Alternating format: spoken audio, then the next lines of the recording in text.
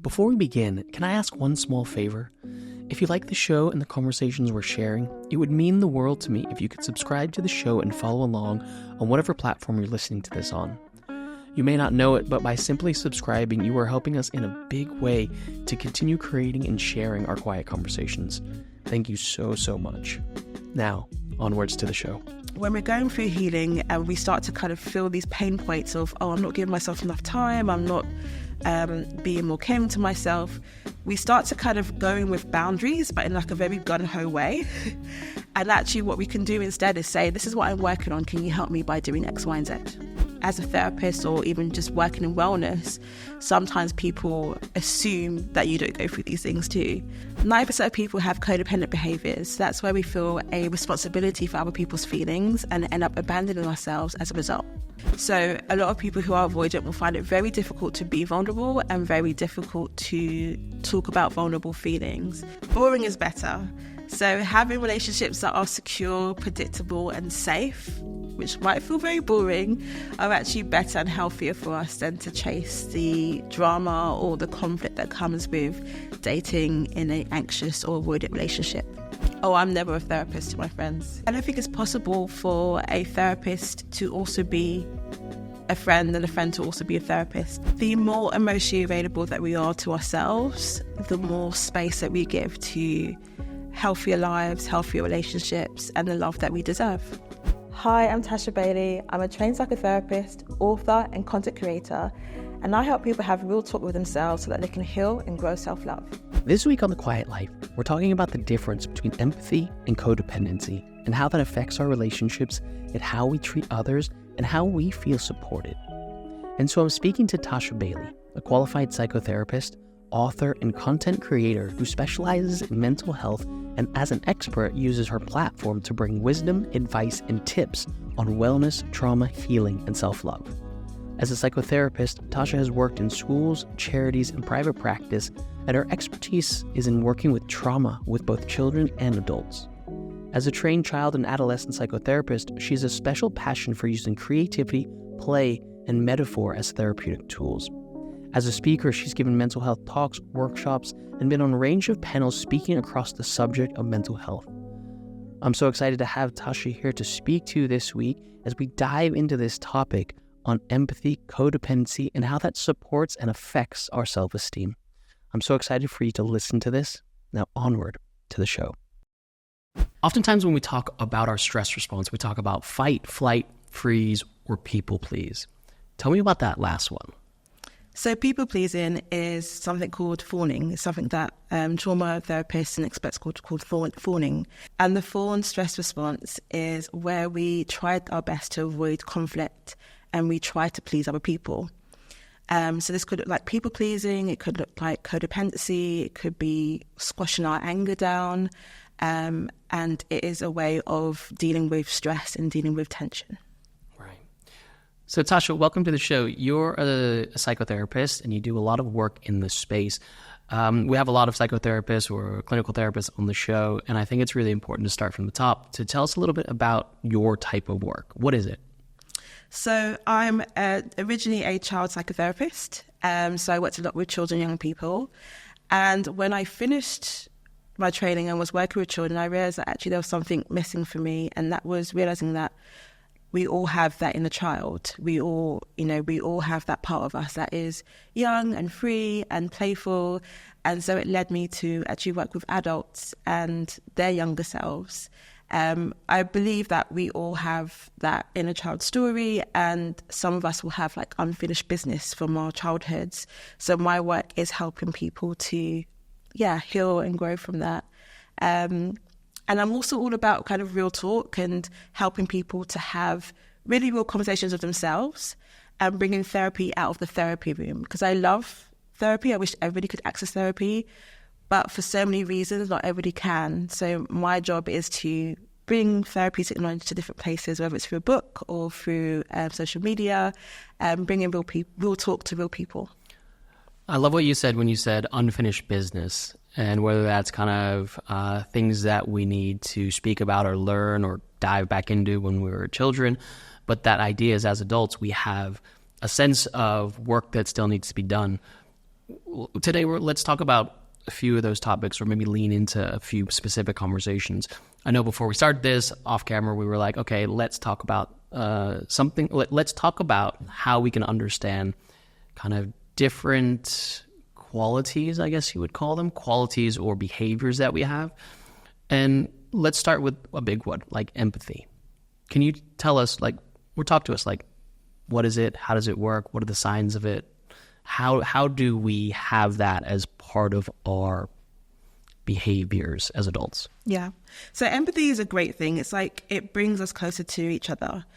And empathy is basically about creating space. I'm creating space for me to understand you, and you're creating space for you to understand me. It's about being emotionally available to each other. The good thing about empathy as well is when we give empathy to ourselves, we can also give it to other people. Is empathy an innate quality, or is that something you learn as a child? I would say that we all have a tendency for empathy, but it's something that we have to grow and learn. Often when we experience receiving empathy, so if we had caregivers that were really empathetic and emotionally available to us, we will learn to be emotionally available to ourselves and to other people.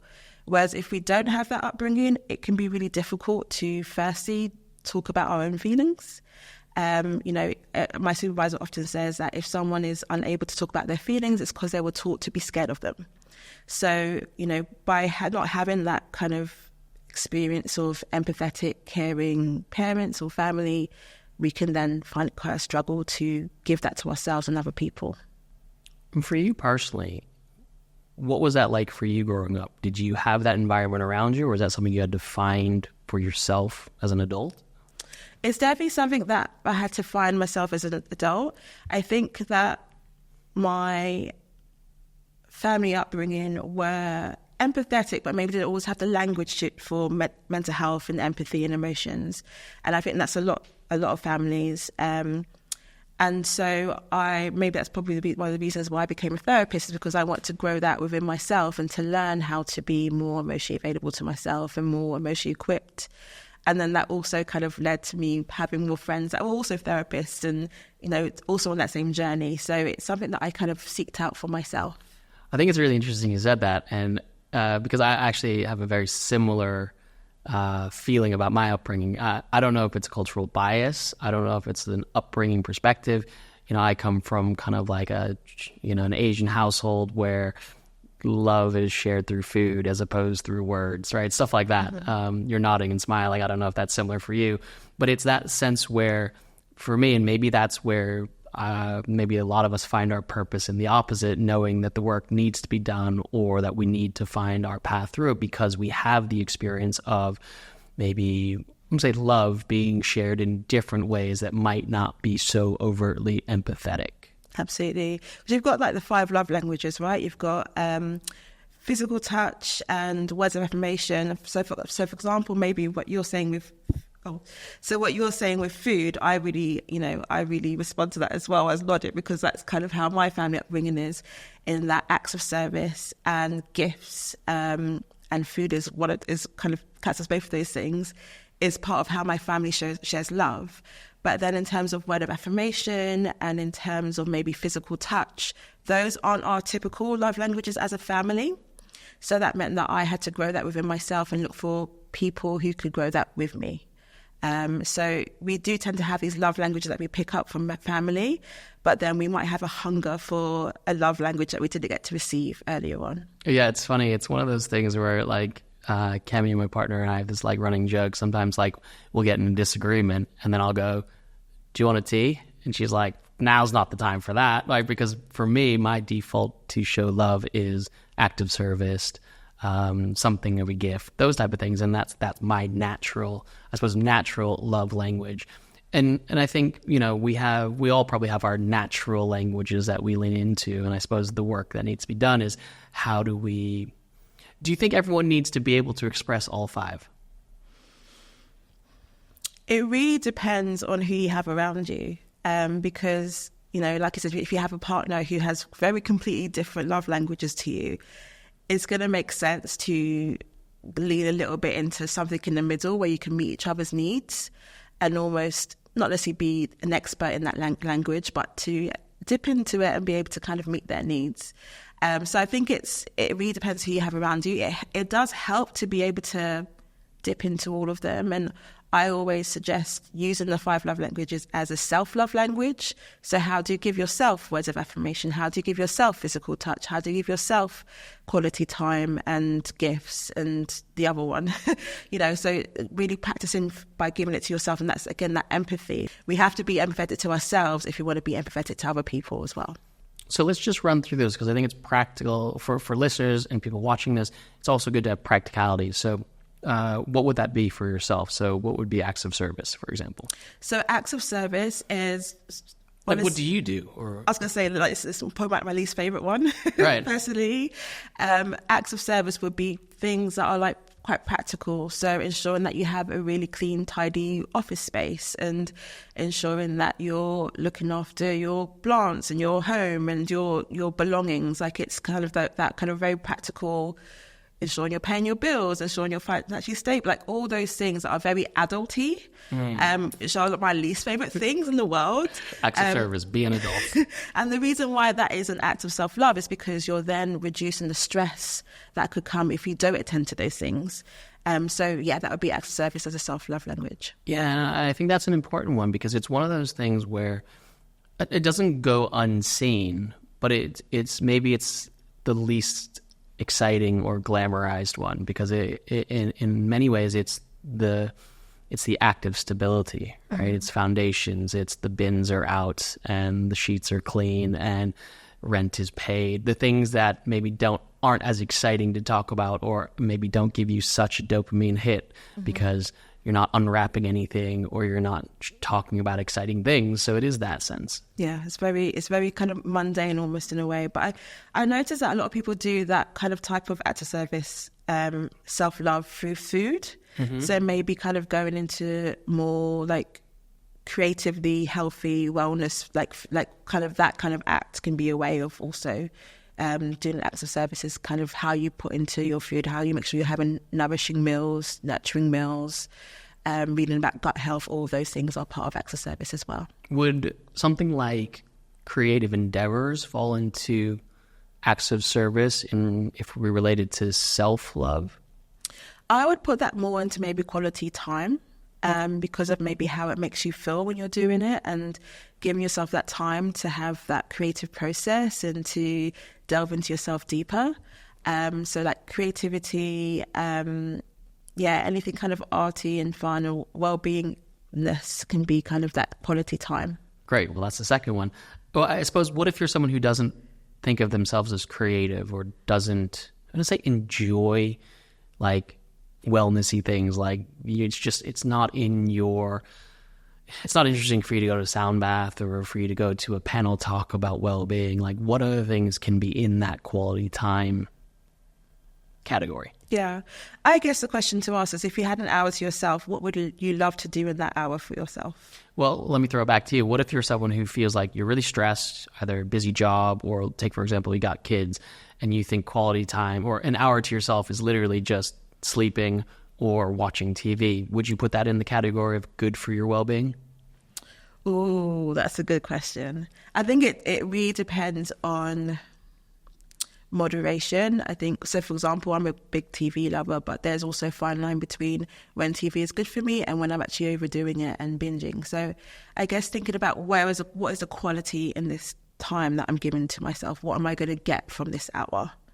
And rest could be a very important thing for you. So that is going to be your quality time, but also have a variety of other things that can give you that quality. Right now, what's your quality time? Honestly, I've kind of gone back to colouring books. Nice. I have this thing now where I'm doing colouring books and K-dramas. That's my favourite my favourite, what's the word? Combination. Combination, yeah, my favourite combination. So that's my favourite at the moment. That's great. Okay, so we talked about acts of service, quality time, gifts. How do we do gifts to ourselves? A gift could be literally giving yourself a gift. I have a sister-in-law who at Christmas, she literally buys herself a gift and she wraps it up and puts it under the tree. So it could be something like that. I do that as well. I love that. I just forget what to do it myself. Or it could be, giving yourself a gift. So like some people will do like a solo trip somewhere, or maybe just booking time off work even. That is giving yourself a future gift to look forward to. So something which is a nice, intentional, not surprise, but an intentional gift to yourself, something that is going to look after the future you in some way. And what if someone, so obviously it's very easy to equate gifts to items or purchasable things. What if someone, doesn't want to do that, doesn't have the means to do that? Like what's another way a gift can be done? You can write yourself a card, or create yourself a card. It's kind of a really nice way of doing that. When we're kids, we tend to make cards for our parents or our family members and we give them out, and those are gifts. So it might be that you've just had a promotion and you're like, actually, let me get myself a card and celebrate myself. Like, why not? That can be a gift for yourself. But for someone who thinks that's, I don't want to say cheesy, but like has that feeling of it feels odd, is that a good process to go through, or is it a different way to do it? I think the word cheesy is really interesting, because I think it's like it is natural to feel a bit of cringe sometimes when we're doing self-love. And I often say that when we cringe, it's because we're actually naming something that we need, and it feels very vulnerable to name that thing. So to take the time to celebrate yourself might feel really cringy, but you've probably been needing it for a very long time. Yes, I like it. Great. All right, so we've done gifts, we've done quality time, we've done acts of service, words of affirmation. Words of affirmation. So some people, they just listen to affirmations or write down affirmations. I like the idea of kind of journaling, or, taking some time to think about, what am I feeling right now? What do I need?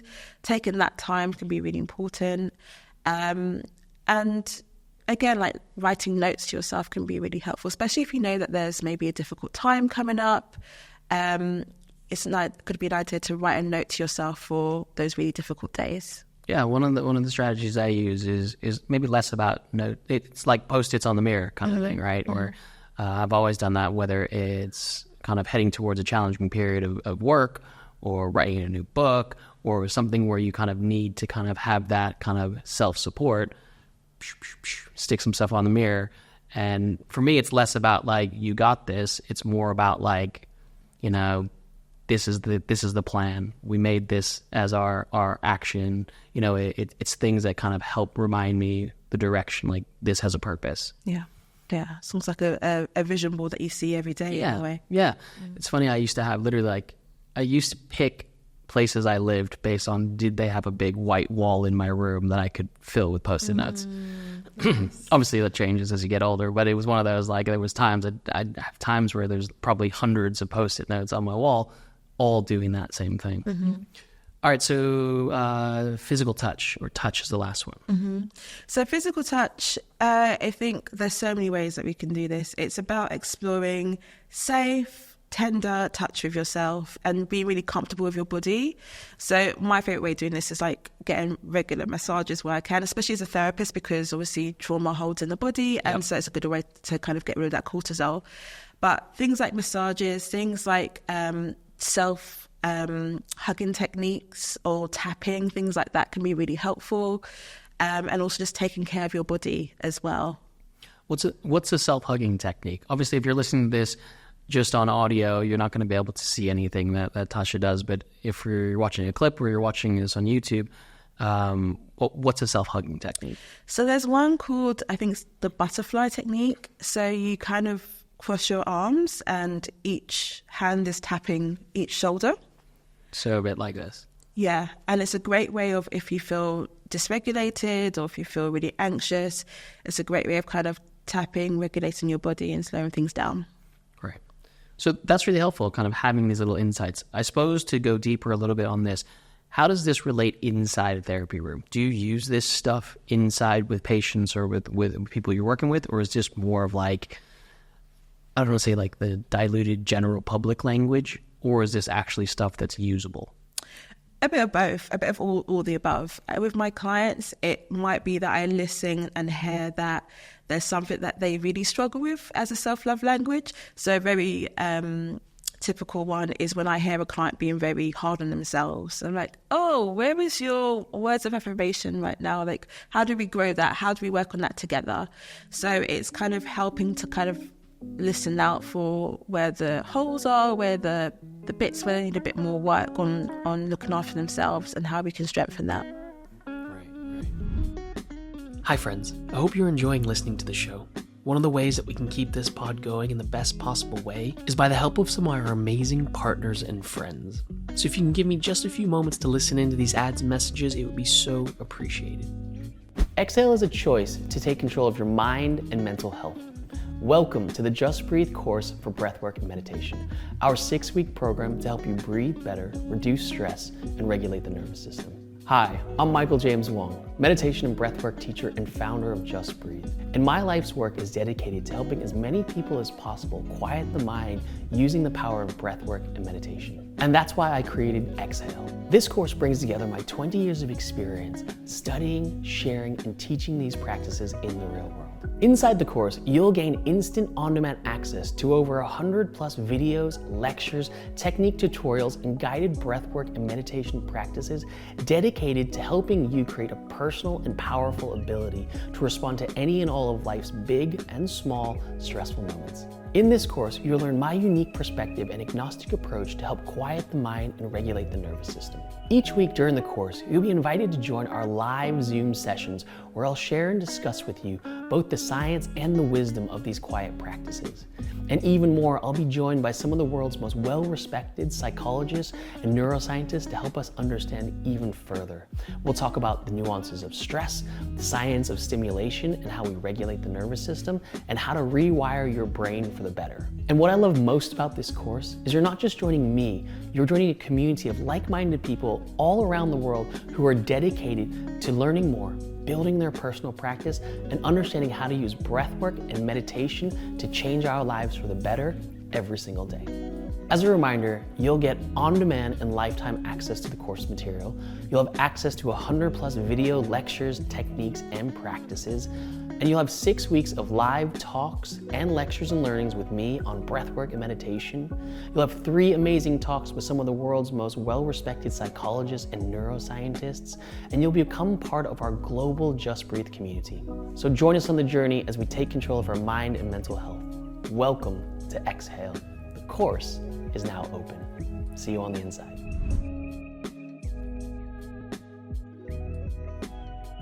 Understanding how we love ourselves or support ourselves, and how we then look at that in relationship format. Because many people have different relationships they keep in their life that are meaningful, whether it's romantic relationships, family relationships, close friends, long-term relationships. There's an aspect of relationship that changes how love is both received and given. Mm-hmm. Is that right? Mm-hmm. Mm-hmm. Yeah.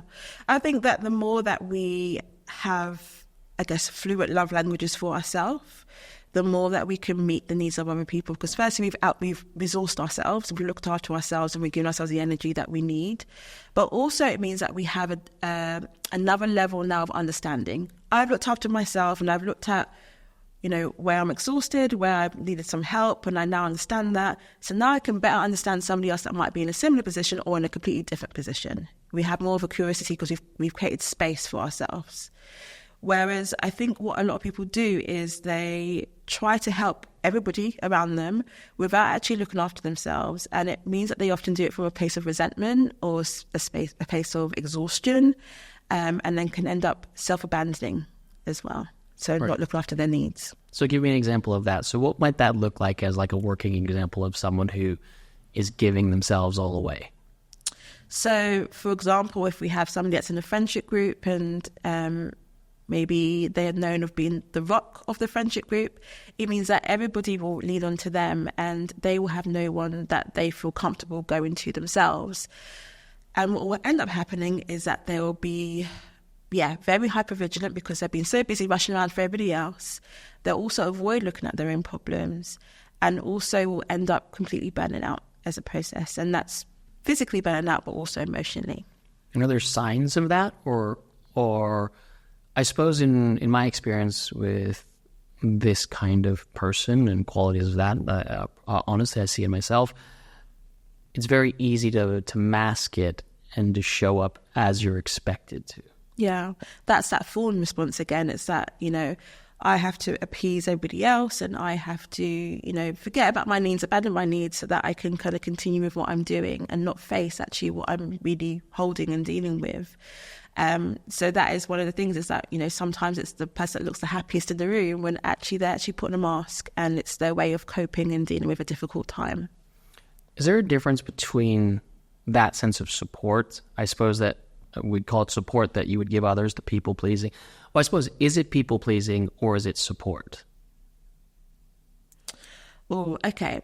I would say healthy support is when we can support people around us, but we first have to check in if we have the capacity. I have, like I said, lots of therapist friends, and usually before we even lean into each other, we say, hey, have you got space for this? I'm going through a bit of stuff. Have you got space, or have you got time today? So it's about, checking in with what your capacity is, and checking in with whether you actually have, the space to take that in. And also that even when you do hold that person, that it's their feelings, not yours. And I think sometimes what happens, this is where codependency runs in, is that we take on other people's feelings as our own, and then completely abandon our own feelings. So what is codependency? So codependency is a tendency to, tie our self-worth to how much we can help and support somebody else. So we might be given all of our time, all of our energy to make sure someone else's mental health is great and their well-being is good, but then we won't be looking after our own mental health. And a lot of it is tied around self-worth. So we want to be needed. And is that relational, as in we want to be needed, but we also want the other person to need us? Does that relate to that, or are they two separate things? We want to be needed. Yes, I think they're both the same in a way. It's that thing of like, I want to be useful and productive and needed, because then I can't be rejected. It's like if you're at a workplace and you make yourself the most, reliable, responsible and needed person in the workplace, they're never going to fire you because you're just doing so much for them. But in the end, you end up burning out because you're doing just too much for your role. And that's the same thing that can happen in our romantic relationships or friendships or even our family relationships as well. So how does that dynamic play out when you have relationships in your life, romantic relationships, family relationships, where if you ask someone, do you have space for this, it almost feels like a rejection if you say no? Talk me through how that could kind of play out, if there's other ways to kind of deal with this. Yeah, I think that's really difficult, and it then plays into the people-pleasing thing, because you don't want to be rejected. You don't want to reject somebody else or to disappoint them.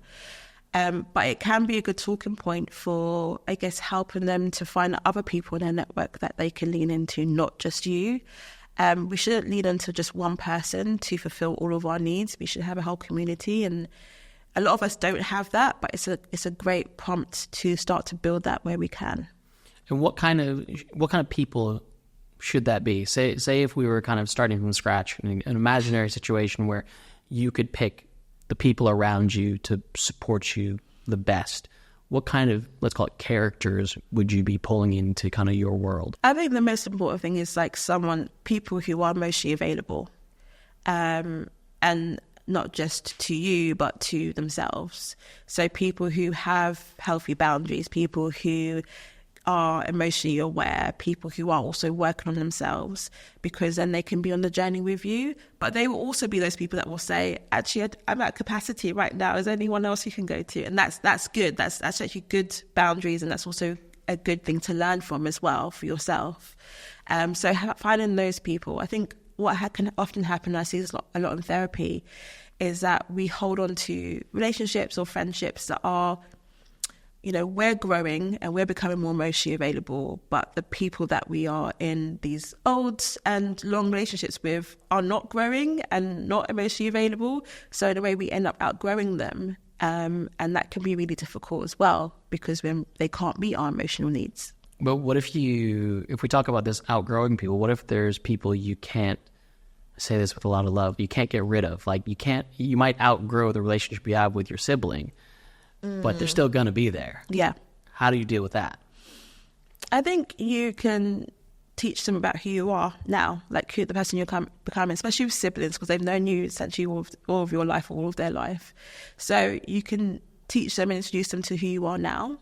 That's not to say that they will change and be the same person, that they shouldn't, because that's your journey, not theirs. But I think, allow yourself to be your authentic self with the people that you have to spend life with, in a way. Yeah, it's really interesting. One of the things that I talk about is you need to surround yourself people with bugs and butterflies, right? So you need people that kind of keep you grounded, keep you on your toes, kind of keep you, interested in what's down there on the floor, and people who kind of inspire you to fly, see the colors, see things that are kind of not so basic. And I think part of that is the ability in which we can surround ourselves with those type of people, find those people, grow with those people, exchange or change out those people. And I think it's really interesting as well, because we have this tendency, I don't know if it's societal or it's just the way that we were raised, that we kind of think that people that have been with us a long time deserve to stay with us as well. And maybe that's loyalty, maybe that's heritage, maybe it's whatever it is. But it's, a lot of people still have like friends they went to school with, but they're completely worlds apart now. But yet they'll never not have them in their close inner circles. But I think it's a fascinating thing when we talk about these dynamics of relationships, when we talk about codependency. And I suppose, how does that work when you have even more of a complicated codependent relationship with a partner where there's other things involved, right? Children, businesses. There's a lot of people these days who live together, work together, have businesses together, have kids together, and it's not just emotionally intertwined, it's logistically intertwined. Life is together. Yeah. How does that work?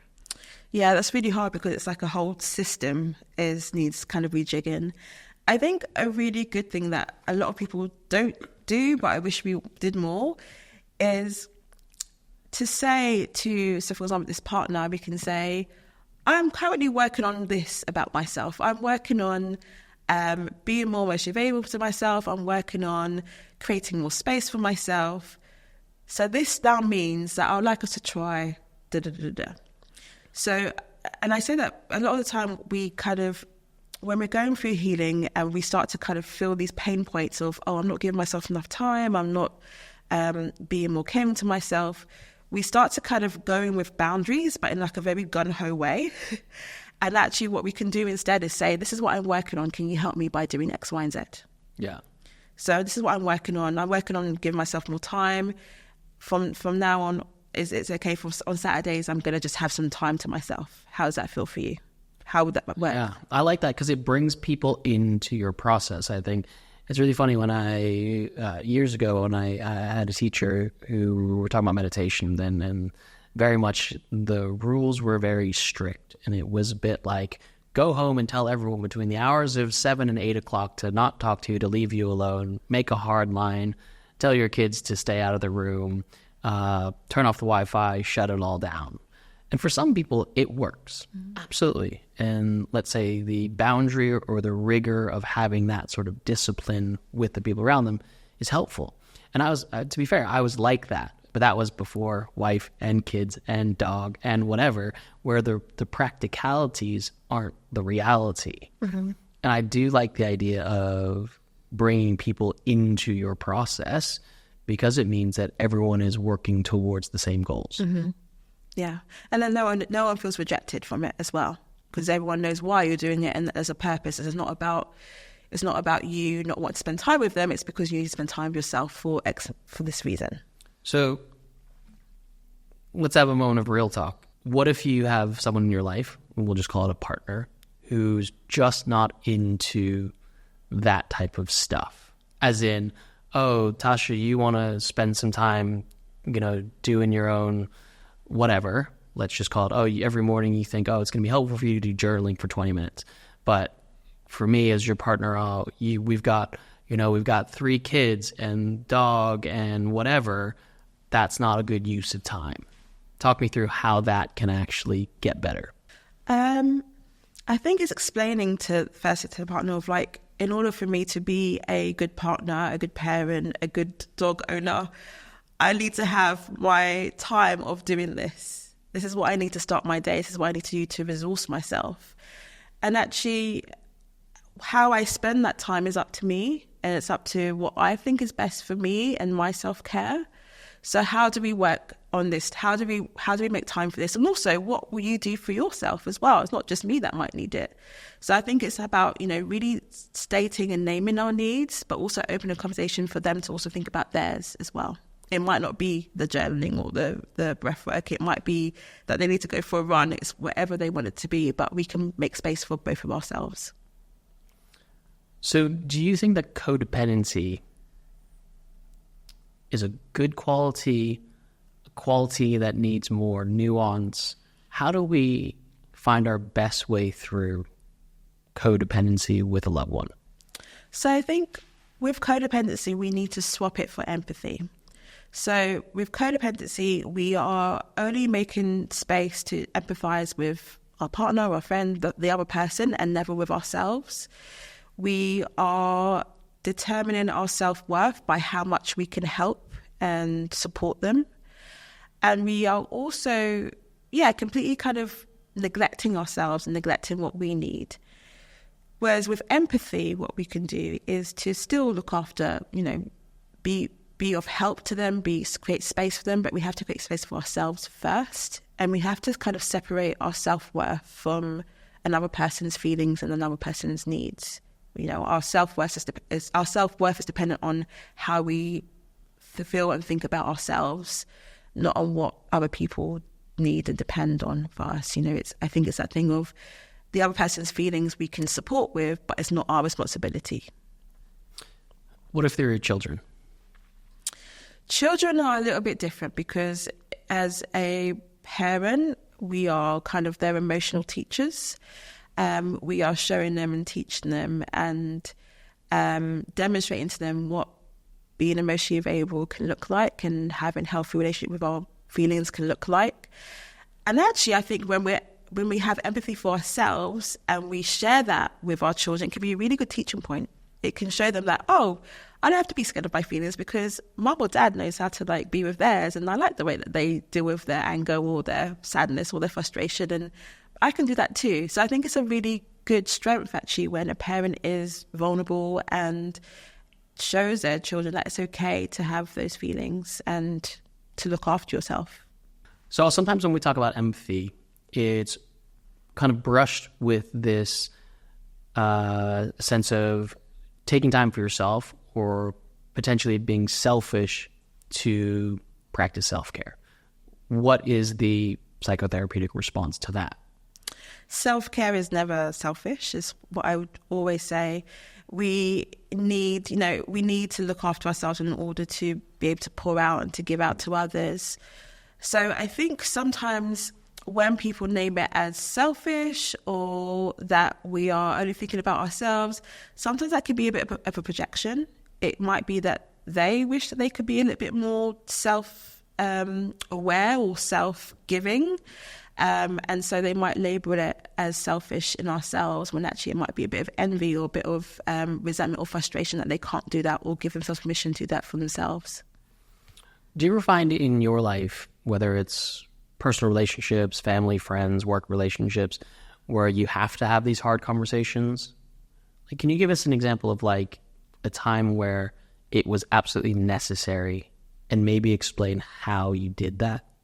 Yeah, so last year I had quite a big year in terms of just a lot of demands on me. Obviously, I was writing a book, I was planning a wedding, and kind of had a lot of kind of emotional stuff kind of happening in the background as well. And I remember a few friends were also going through some similar things, and not similar things, but going through their own kind of turmoils as well. But sometimes my response when I'm going through a lot of stuff is to just crack on and get on with it, and also sometimes isolate myself a little bit, and that's to do with the brain. And when we are overstressed, we go into the very kind of animal part of our brain where we are just go, fight or flight.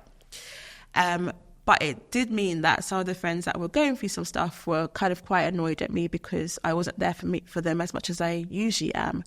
So that was kind of having to communicate that, yes, I know I'm usually always there and I'm this therapist, and there's a certain expectation that comes with that sometimes, even just as a friend.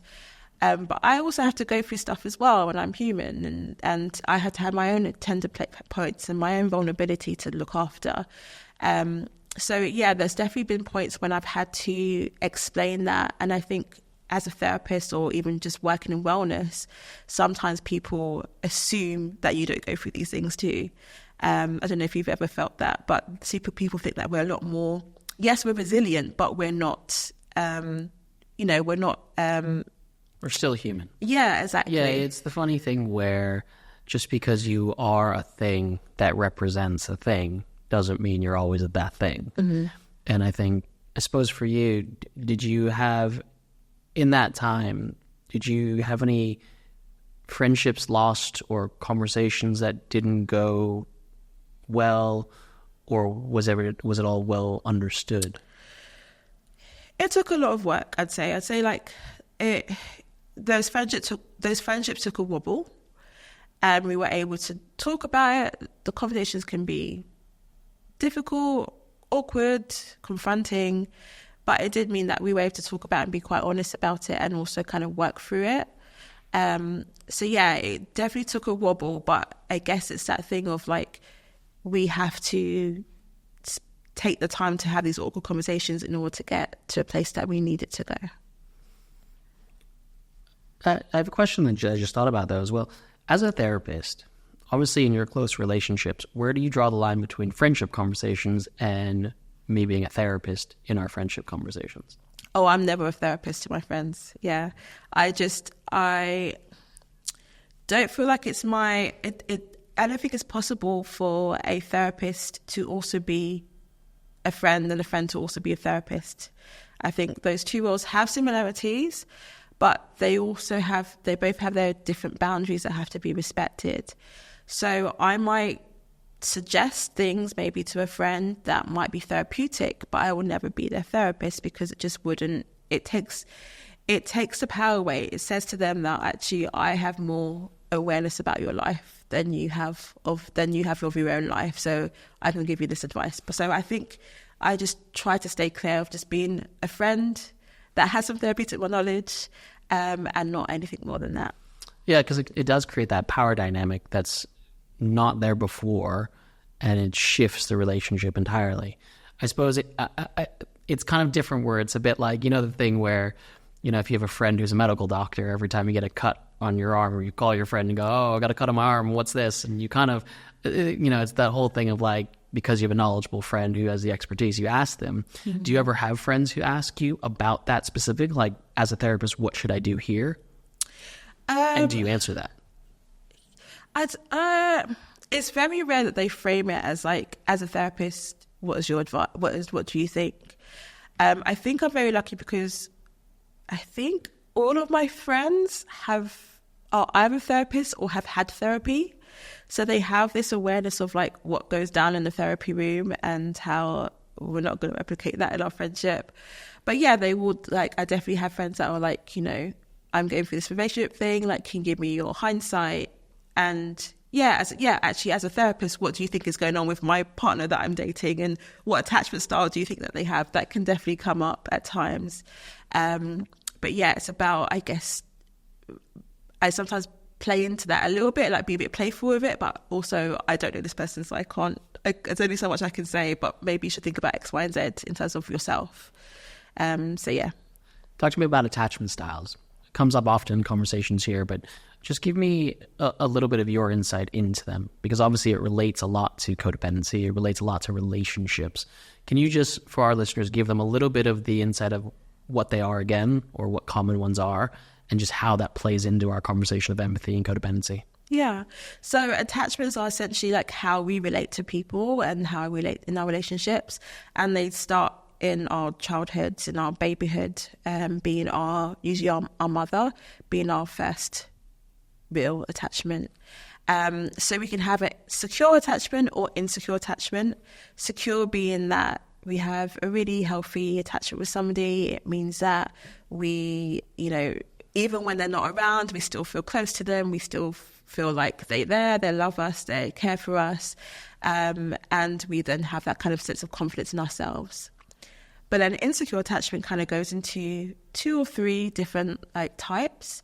So one being avoidant. So an avoidant attachment is someone who maybe finds it very hard to trust people.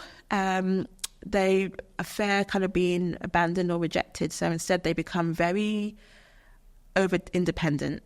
They, don't depend on anybody else. Don't like too much vulnerability because that's a bit scary. I don't know what you're going to do with that, what you're going to do with that information. So they kind of are very much sometimes a bit of a closed book.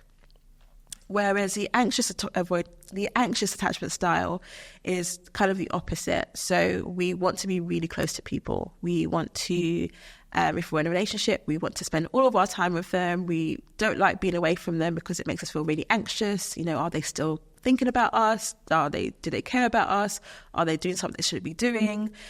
So it's this thing of when we're separated from them, it makes us feel very anxious. Whereas the avoidant is that when we're close to somebody, it makes us feel very anxious. And then disorganized attachment style is a bit of a combination between the two. What parts of the two? It shows up differently for everybody, but it might be that when they like to be really close to people, and then when they get close to people, then they push them away. So it's a lot of push and pull going on, and it can be very confusing to receive that. And do you think, similar to love language, do you have a natural tendency, or does everyone have a specific one they're born with? I would say that we tend to have a particular tendency. I would say that attachment styles are shaped. So we're all born kind of pretty secure, and then our experiences then shift that. But they can always also change in adulthood. So, I've known of people who maybe have a very secure attachment style, and then they go into a romantic relationship, which is very triggering, and it leads them to then feel very avoidant or very anxious in romantic relationships, but they might feel secure in other relationships. So sometimes it can just impact maybe a type of relationship. So maybe your romantic relationships, but then you'll find in your family and your friendships. So it shifts with everybody at different times.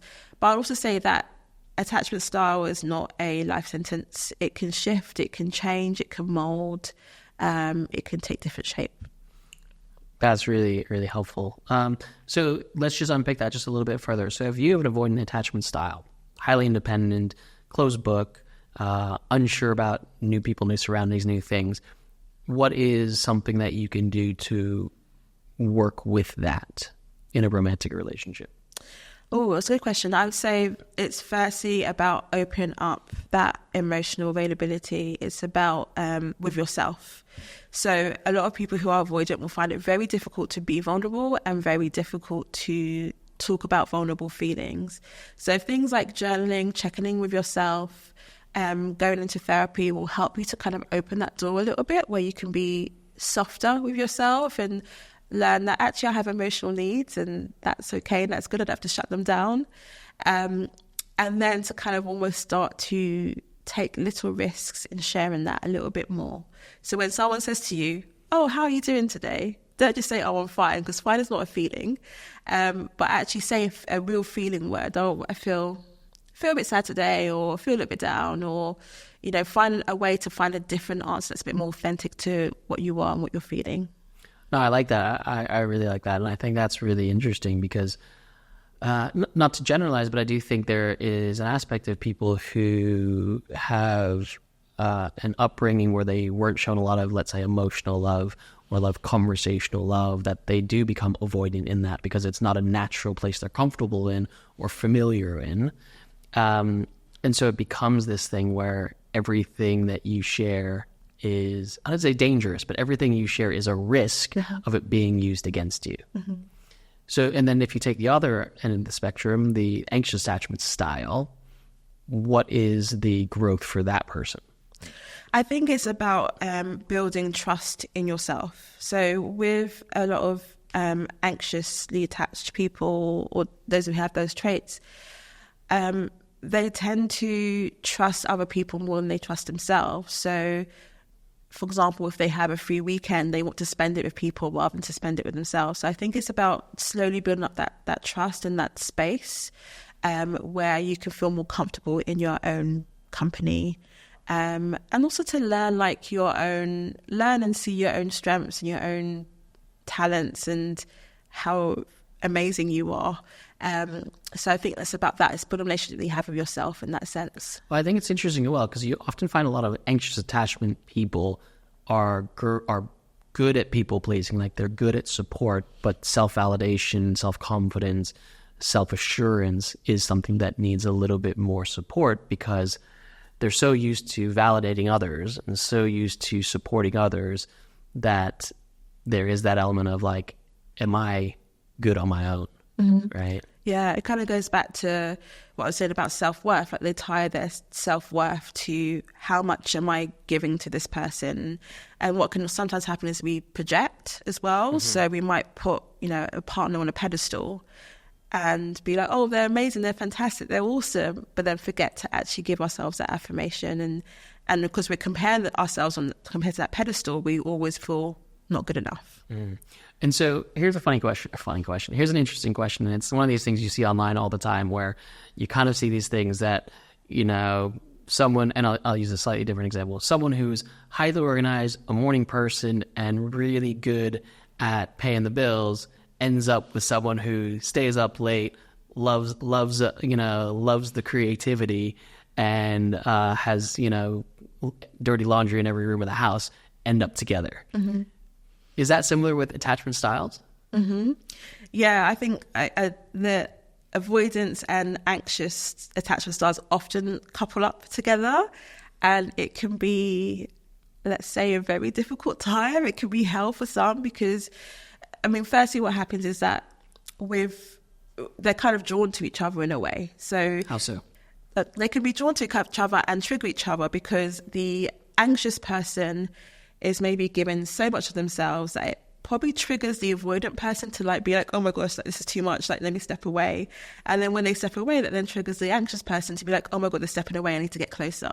So it becomes this little bit of a dance where they're kind of like toing and froing. So it can often happen where an anxious and an avoidant can end up kind of being together. I feel like with secure, and I talk about this in my book, I think secure is like obviously the ideal attachment style to search for, but it's often the most boring in that, an avoidant has, this kind of mysteriousness about them. They kind of share a little bit of themselves and then they dip away. So it's quite mysterious. That makes it quite sexy.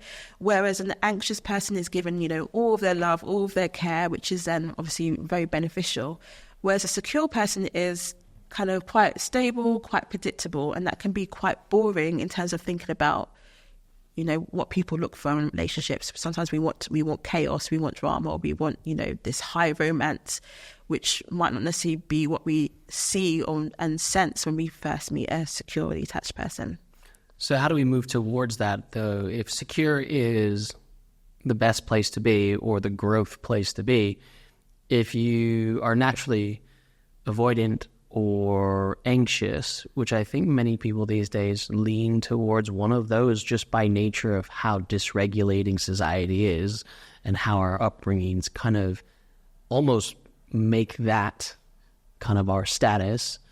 How do we move towards the qualities of secure, knowing what we're working with?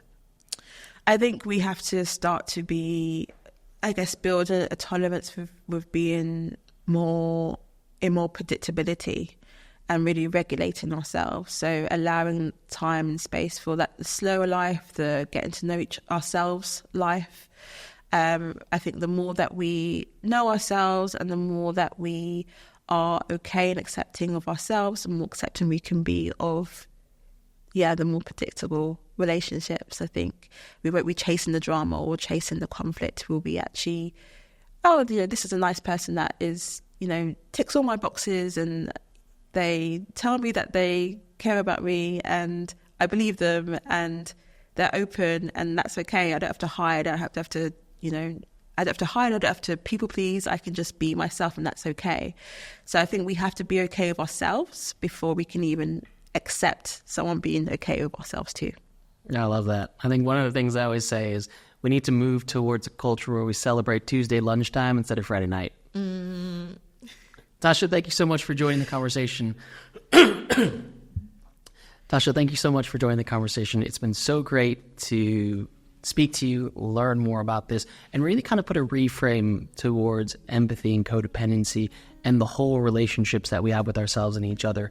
Tasha, thank you so much for joining the conversation. It's been great to have you, to listen to your insights, to hear more about the conversation around relationships, our self-awareness, codependency, empathy. But for people listening, if there's one thing to take away from all this, what do you think is the most important? The more emotionally available that we are to ourselves, the more space that we give to healthier lives, healthier relationships, and the love that we deserve. Tasha, for people listening, if they're interested in finding out more about your work, connecting with you, what's the best way to find you? So you can find me on Instagram and TikTok at realtalk.therapist, where I have lots of mental health tips and self-love and self-care stuff, especially for people that are wanting to heal and grow.